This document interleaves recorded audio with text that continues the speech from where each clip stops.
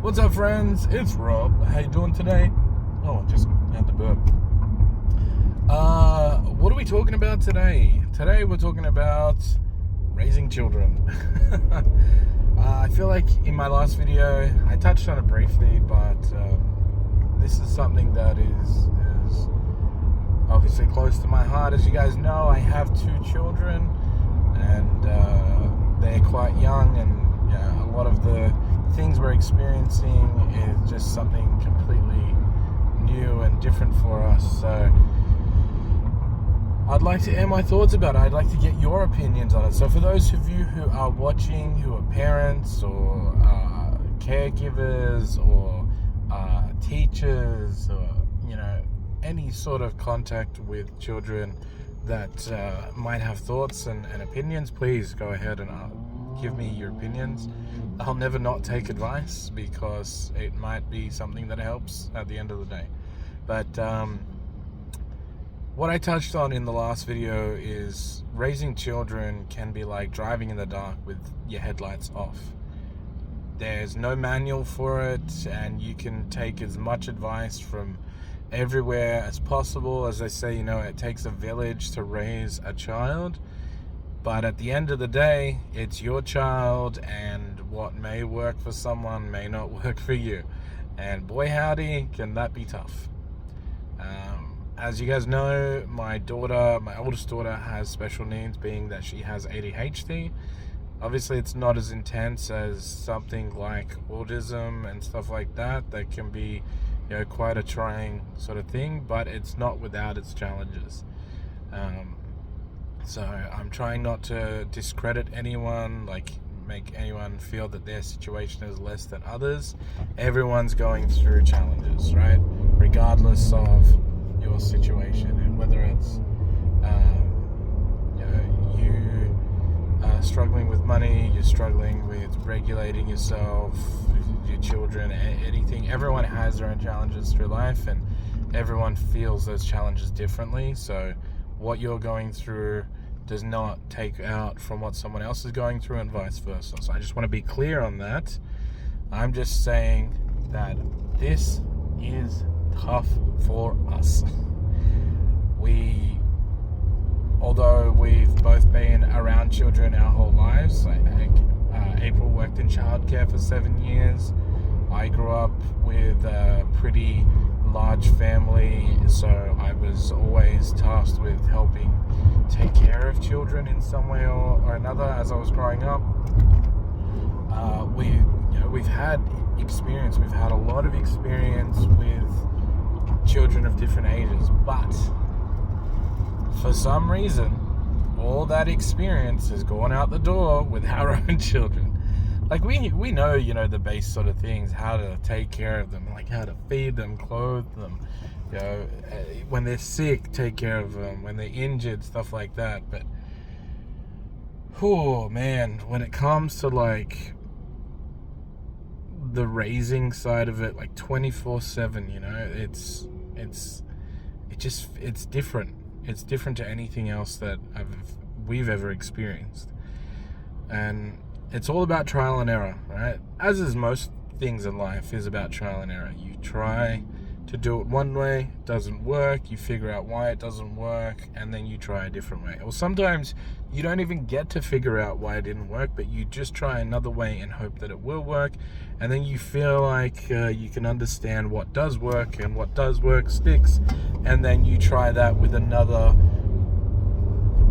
idea.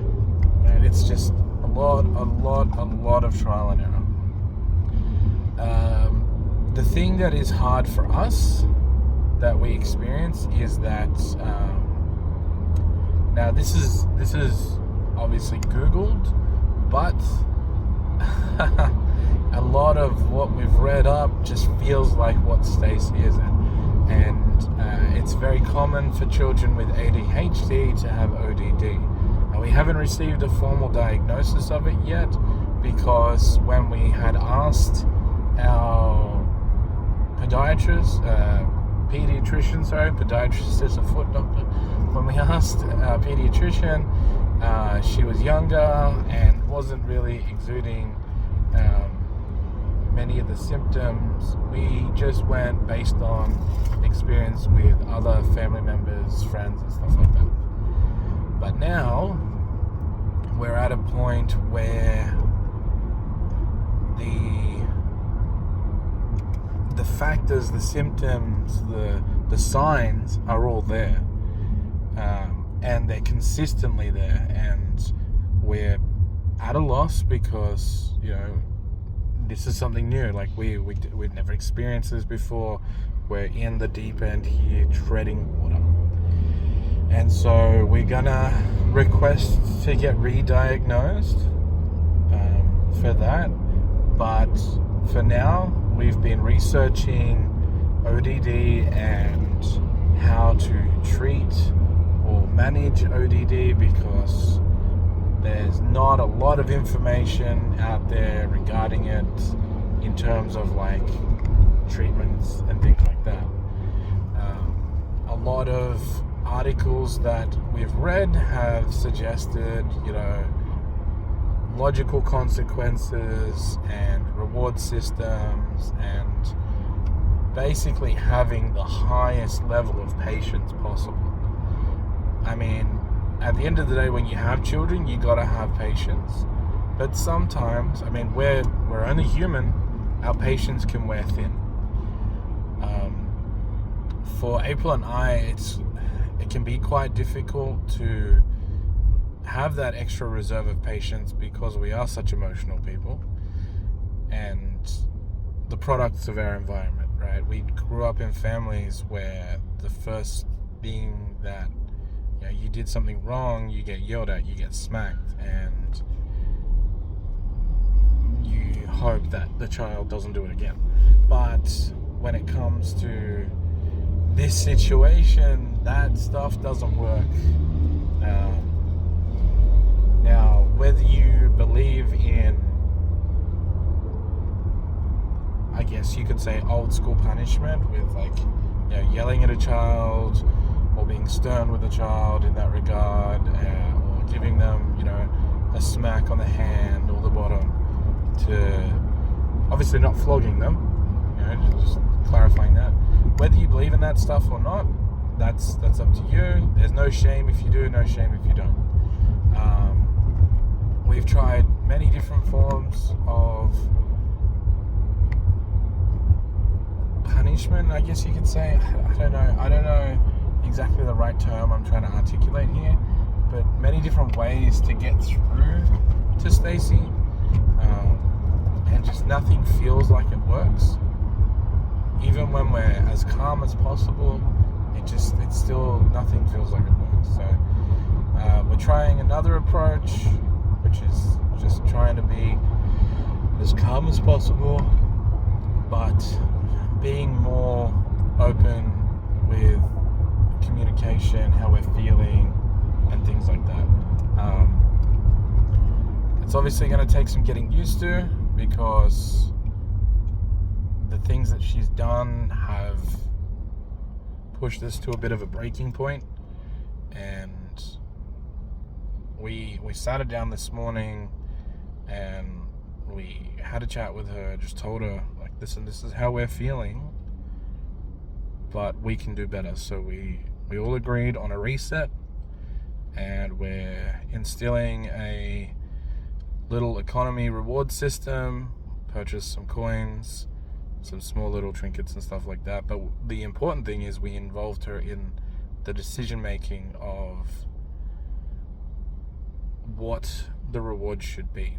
We allowed her to pick 5 rewards that she can redeem tokens for, and we also picked up some other stuff that she can redeem tokens for. And we're trying out this method where you reward them in blocks throughout the day. So for example, the morning will be one block. So if they get ready, have their breakfast, brush their teeth, all do that in a reasonable time, they get a token. And then those tokens can be redeemed for these little trinkets, lollies, going out, staying up late, anything you want, right? And we involved her in that. We're trying to figure out other things, and we're going to see how the reward system goes. But man, raising kids is so tough. You see all these parents online that seem like they've got it all together and they've got these perfect little families, and you just want to be that perfect little family as well. And then you have days like last Friday where shit just hits the fan and everybody breaks down, and someone doesn't go to work, someone doesn't go to school, and the family is just tense all day. And you're just like, what are we doing wrong? Where are we failing? And yeah, it can be so tough. So for anyone out there, like I said, parents, caregivers, teachers, anyone that has contact with children, and particularly children with special needs of any and all kind, what do you recommend? What ideas, thoughts, processes, systems do you have in place to help make sure that the family unit runs smooth? Like, we understand that she's 7, going on 8. Kids push the boundaries, but there's pushing the boundaries and then having no disregard for anything. Like, it's so hard to try and get her to understand why she did wrong, what she's done wrong, when she shows no remorse for it. So I always feel like I just ramble in these videos. I hope that I get my point across well. If anyone has any advice, I would greatly appreciate it, because at the end of the day, I want to be the best parent I can be. I want to be the best husband that I can be, and I'm not ashamed to admit that sometimes I just need to be told how to do it. Like, I think I'm pretty savvy in trying to pick up what the vibe is and how to handle situations most of the time, but if someone can tell me or give me a little bit of a nudge in the right direction, please, I would be happy to hear it. Also, I'm sure my wife would appreciate this. She's like she's the primary caregiver, right? She's there all the time for them. I go to work, I get 10 hours, 9.5 hours away because I got work for 8 hours, and then I'm driving for anywhere from 45 to an hour each, like there and back. So I get all this time where I'm not with them, and she, bless her soul, I appreciate her so much. Without her, everything would fall apart. But it just pains me to see her so defeated, and in a way that, like, I don't want my wife to resent my daughter.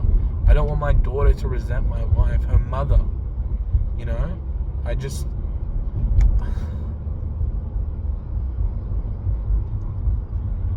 want to be able to have good times with the bad times, not just what feels like all the time bad times. And I know that's a matter of perspective, but it just feels like we're failing. And I know my wife feels like this too, because she asks me all the time, what is she doing wrong? But we're going to work on it together. And if you have any advice, please leave it in the comments. I might do an update on this in a month's time, a week's time, I don't know. We're going to try this out and we're going to see how it goes. Please wish us luck. And for those of you going through the same thing, I wish you luck as well. Try to stay strong. You can weather the storm. It's got to get better. Raising kids, man, it's so hard.